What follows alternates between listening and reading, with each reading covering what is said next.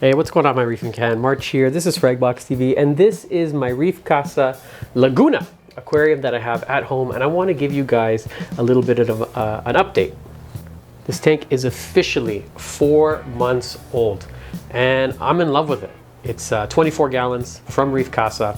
On this one, I'm using a prototype light. It's something we hope to have released later this year. It's called the Manta. It's 95 watts of power. And I was trying to create a light that was inexpensive but still powerful and cast a big amount of light, about 24 by 24 inches, 95 watts of power. So you're about in line with the Hydra 32, comes with the bracket included. And when it is released, my goal with this light is to have it offered at $199 US. Like I said, I want something affordable. There's amazing lights out there. There's Radions, there's Hydras, Kessels, all that fun stuff. But I feel like for a lot of hobbyists, they're just very expensive and they are out of their price range. So I want to do something easy, affordable. There's no Wi-Fi. It is controllable, dimmable. But anyways, let me give you an update on the corals.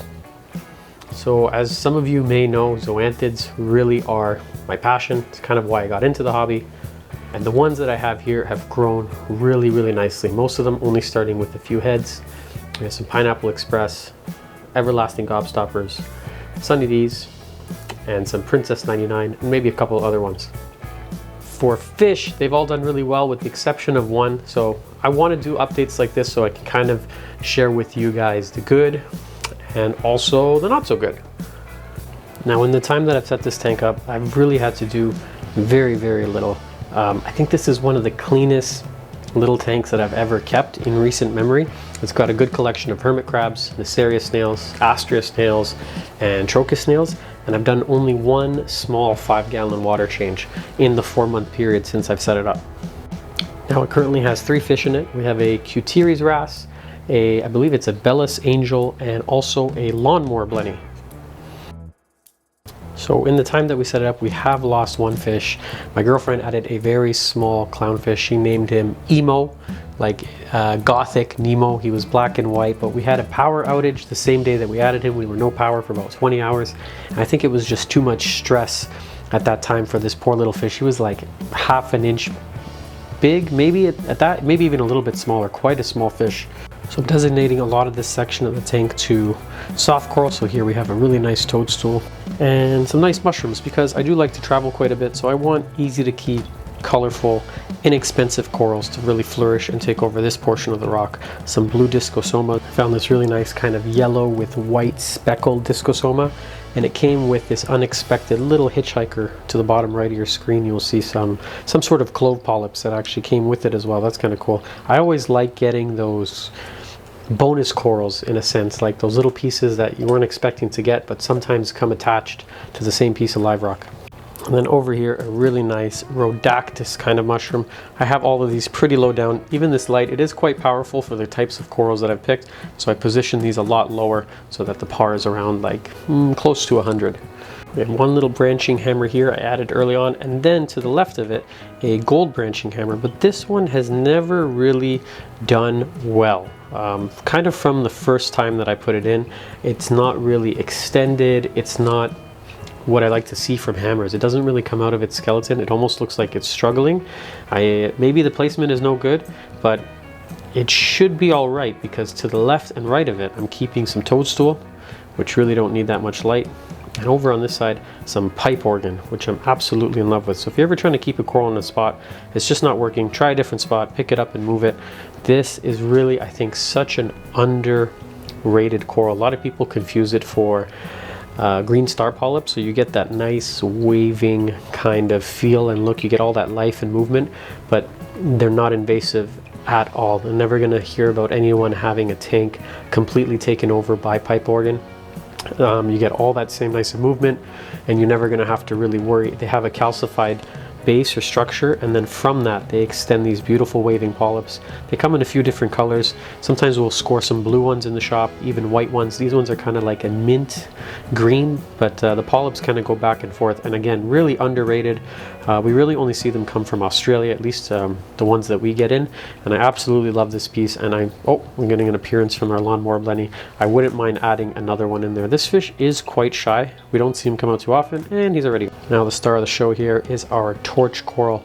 I didn't go with one of the crazy New York Nicks or golden ones or dragon souls.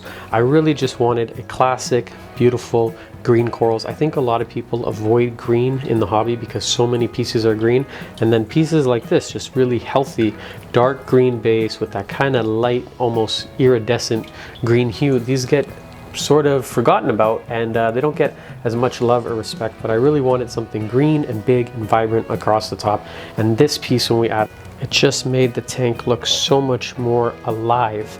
You know, without that piece there, it was really, it was really so like static and stationary. But adding to the top left the frog spawn and the torch creates this light, gentle swaying on the rock, and it just brings like a whole new dimension to the tank. So I'm really happy with those two, and I think we may add one more. So to the left of our torch, we have a really nice frog spawn. It's kind of like it's hard to describe color sometimes because I'm a little bit colorblind, but it's orangey, browny, kind of with a purple tip, and we have it directly next to our torch coral. So if you read online, people are always going to tell you, or generally are going to say, don't put these two together. And I have found through, I don't know, coming up on 20 years experience, these two can touch, they can make out, they can be friends. Just don't let the skeletons touch. So you see how on this side we have our torch skeleton. It's about 3 inches away. We don't want the skeletons to physically touch, because that's when I find we're going to run into issues. But just like this, a little bit of PDA right between the polyps, you really shouldn't have any problem. But we want to keep them away from other corals because these two have quite a potent sting. So if I'm going to place something up here, it's likely going to be another Euphyllia. And then as we come down this way, we have some hammers, again kind of the same family, and this inevitably one day is going to get stung by the torch, so we may have to rethink that position. Now, an absolute favorite coral of mine is acan corals. I really like zoanthids, I really like acans, I really like spot feeding them. So we recommend and use coral curry. It's our own homemade coral food in the shop, and it really was designed specifically for those two corals in my zoanthids and acans. It's really protein rich and it's very heavy, so it's going to sink into the mouth and give them a chance to fully digest it. I'm going to give this rock here all my acan love. This is going to be my little acan garden. So we have 2 pieces right now, and we just got in probably the nicest shipment of acans we've ever had in the store. So I'm excited to start fragging through those, and I'm going to keep maybe 6 or 7 different varieties and colors. And the nice thing again with acans is that you can glue them more or less directly to each other and create the effect of a garden with different colors. They're really not going to hurt each other. They're not going to sting other corals. They're low light, they're easy to keep, and I can't wait to see this garden fill out. Very, very popular coral we have here is some Goniopora. So I want to dedicate this little section of the tank to them, but it is only a 24 gallon. We will be limited at some point. I think I could probably squeeze another 3 or 4 more of them into here. We have a red one. Behind it is a green one. And then we have one piece that has fallen onto the sandbag. It's a little bit light in color too. So that could tell us that it is not getting enough nutrients. The water could be too clean, which it is, or it is getting too much light, which I think is probably a little more valid. I was underestimating the strength of this light when I first set it up, and I've since then dialed it back. So a little bit light in color, it gives that kind of neat ghost-like see-through appearance. So I find when we have pieces like this in the shop, people actually like them, but they're not the healthiest. We want to see deep, rich color throughout the entire body. We're getting a guest appearance now from our lawnmower blenny. So my mind has really changed a lot about these fish. I'd always read online that they can prevent algae and keep your tank clean, and they're almost part of your cleanup crew. And I thought, just from the years and experience, that is not true. They do. I did watch them show some mild interest in different types of algae, and they'll kind of like nibble on stuff. I have changed my idea and outlook on these fish completely. Thank you for biting from the rock exactly when I needed you to. This fish keeps the entire back pane of acrylic on this tank spotless. Like, I never have to touch it. He just goes at it almost like a pleco. There's one little spot here, but the rest of it, you can often find him just cleaning away and I've completely changed my outlook on the fish. I think they're a lot more useful than I previously thought, and definitely gets my thumbs up. Just a little bit shy, so at least this one, he's not always out, but it's kind of nice because in a smaller tank like this, he comes out, he makes an appearance, and he goes back, and it kind of brings out this excitement for me. It's almost as if you're on the reef and you see a really cool or rare fish show up, and then it'll dart right back into the rock, and then it's gone. So it's kind of nice that he does that.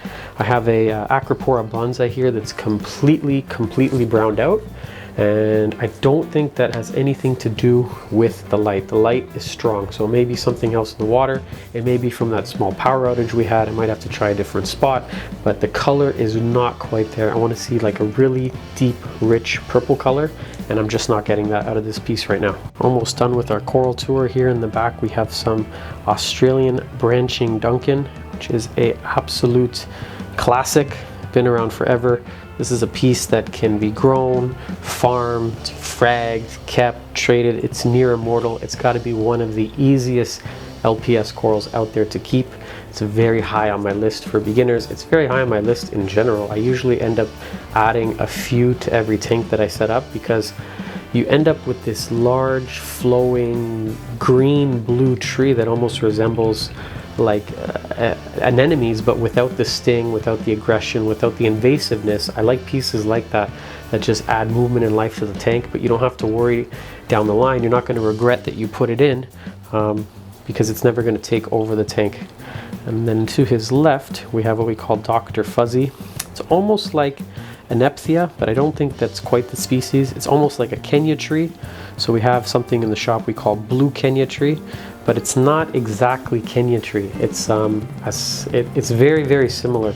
This is the green variety, but it gets the really neat kind of burgundy, excuse me, fish, burgundy or even like maroon polyps that stick out of it. So I really like corals, one, that are easy, and anything that's going to sort of resemble a tree or an Acropora, because I like that look. I want to see pieces grow up and vertical into the water column. So we get that out of this piece without any of the heartaches or difficulties that come associated with trying to keep hard corals. I don't have to worry about calcium, alkalinity, temperature swings, pH, any of that stuff. It's such a resilient piece, and it's I expect it to thrive in this tank. Over here in the back corner we have a coral death. So this was actually a large piece of what we call green goblin and Acropora, not Acropora, and Acropora. So it's a species of hard coral, much easier. But what I think happened was our reef casa wave maker, which is right over here, was positioned lower, or it fell or something, and it was getting a day or two of direct flow.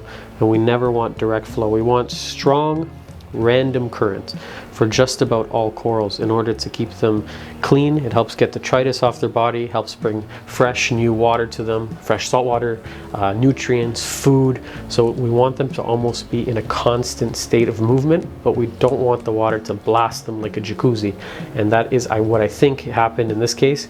I'm still holding on to the skeleton with the hopes that it might somehow come back to life. It's not dead until it's, you know, fully dead. I do see a little bit of life left on the bottom towards the top where you see the white and the algae that's actually starting to grow. It's never going to regrow from that part. That part is 100% gone to coral heaven, but there might be something still left in it, and it doesn't hurt me to leave it there. So I'm just going to give it a shot and see what happens. Now this is a rock, kind of like an island in between the two of them, and I do really like Xenia, but I don't want to put any Xenia directly onto the main structures of rock. So I'm thinking to use this as my Xenia island. I think it's a good candidate.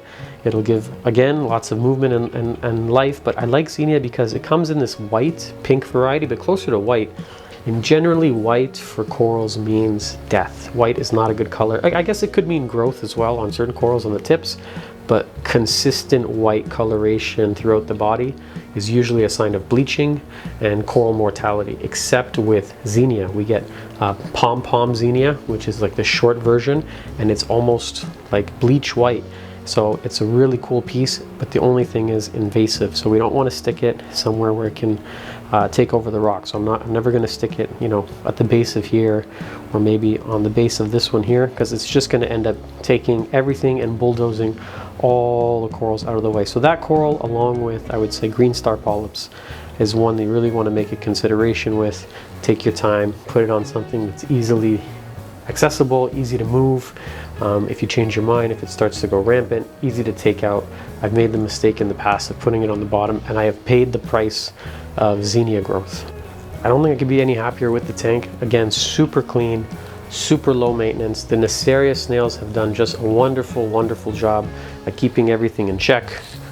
It's going to be nice to see the tank fill out, and I think that's about it. I want for fish, I want to add one more. I really want to get a Yasha goby. I'm on the fence about adding a pistol pair, but I really, really like those fish. But 4 is really starting to push it in this tank. I think we can get away with it because they're all kind of smaller fish, and the cleanup crew is doing such a good job of keeping everything in check.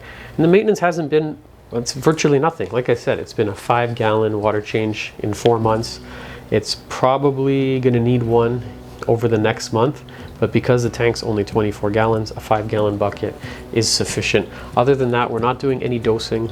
We're not doing anything. There's no skimmer on the tank. I don't even think we've changed the filter floss recently. The carbon gets changed out once a week. We use the Reef Casa algae block, which is just a phosphate remover. Helps to reduce silicates and phosphates in the water to keep algae in check, as the name suggests. If you guys got any questions though about this tank, about setting it up, about any of the corals that I talked about, anything at all, you can always reach us. Again, the tank is the Lagoona model from Reef Casa. It's the largest one we offer. And that's it. Hope you guys enjoyed this episode, and hope to see you back here on the next episode of Fragbox TV. Bye for now.